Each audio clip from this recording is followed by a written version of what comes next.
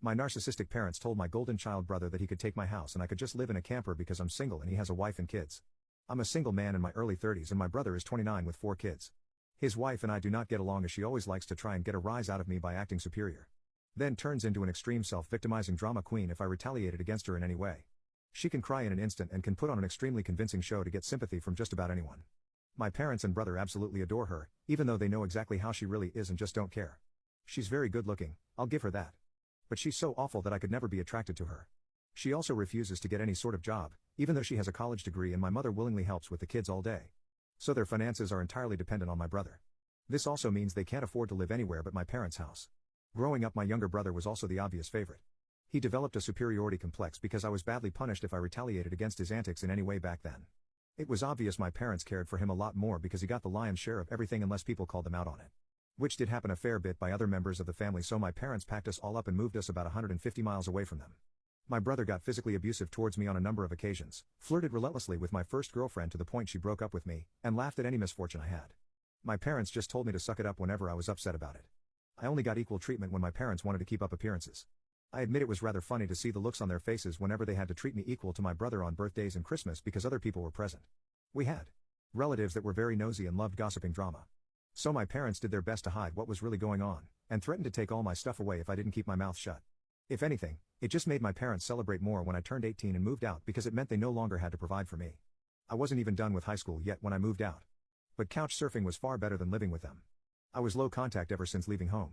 They didn't even show up for my high school graduation, but I really didn't care. From that point on, I would usually only see my parents and brother on holidays like the rest of the family. Then, I ended up losing my job and couldn't afford my condo. Had to sell nearly all of my stuff because I was soon going to be homeless if I didn't downsize to an extreme.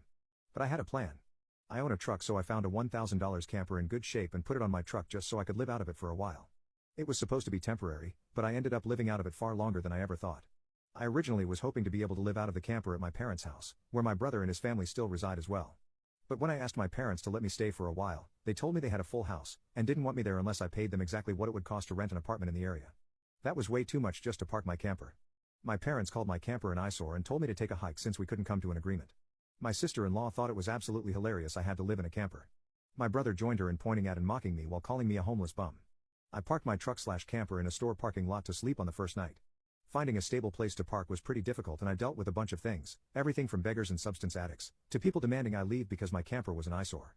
When I finally landed a new job after months of searching, I practically lived in the back lot of the building by the warehouse in old employee parking spaces.